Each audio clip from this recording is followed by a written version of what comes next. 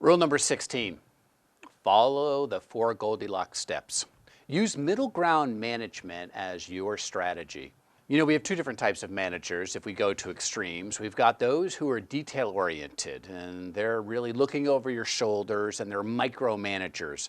Micromanagers create an environment where people are afraid to act on their own, where they're afraid to take that next step. And that's not a good place to live. You don't want to create learned helplessness within your team. As a matter of fact, you want to create what I'm going to call self-sufficiency, where people feel empowered to do what they think is the best within the guardrails that you provided as a leader. So that's micromanagers, right? So we're looking over our shoulders all the time. We're wondering if we did the right thing. Kind of even worried whether I'm going to get fired or not. The exact opposite spectrum are the hands-off people. Those are the big picture managers. Those are the managers who say, I hired you, you're a professional, get your job done. Tell me if there's a problem, and by the way, if you don't tell me there's a problem, that's even better news. I trust you, I expect you to get your job done. Now, those people are the exact opposite. You don't know whether you're doing something right or wrong. You don't even know whether they're paying attention to all of your hard work. See, as salespeople, we do want to be paid attention to. Salespeople want your strokes as a sales leader. They want your attention as a sales leader because they work for you.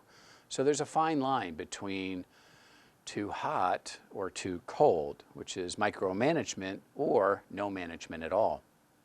I'm going to give you 4 quick things that you should do to get this middle level management style. And of course, you can go a little too detailed and a little too big picture depending on the situation, but that's a conscious decision. That's not a style by default. So number 1, identify clear team goals. You want to make sure everybody understands what they're supposed to do and when they're supposed to do it. Number 2, make it personal. So a corporate goal and a personal goal, those are 2 separate things. Just having a corporate goal and a departmental goal and saying you're going to make $100,000 if you hit your goal is not good enough. You've got to make sure that they understand what their role is in the departmental goal. And second, you've got to make sure that they understood what would they do with the $100,000 if they hit that corporate goal. Are they going to go on vacation? Are they going to invest in their new home? What are they going to do? Number 3, make it priorities. Set priorities. Tell them which goals are more important. It's even better if they tell you and we're on the same page, because when they tell you, it's true.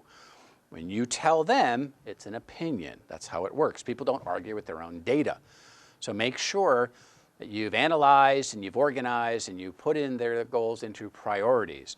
And finally, number 4, collaborate on an action plan. And that's really important. Why? Because the action plan of the goals is where the meat is. That's where the rubber hits the road. You want to make sure that you have an action plan that you've bought in on as a sales leader and you agree with in order for that individual to hit personal goals, departmental goals, and corporate goals. Here's the other thing. When you collaborate, then it's their plan. When you give somebody a plan, if it doesn't go well, it's your fault. It's your plan.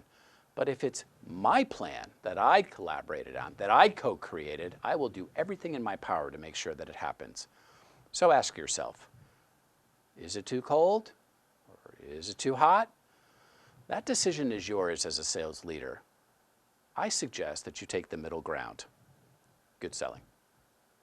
To learn more about the Sandler Rules for Sales Leaders, the best-selling book and complete full-length video course is available now at Sandler.com. Or you can click subscribe to get notified about future sales tips.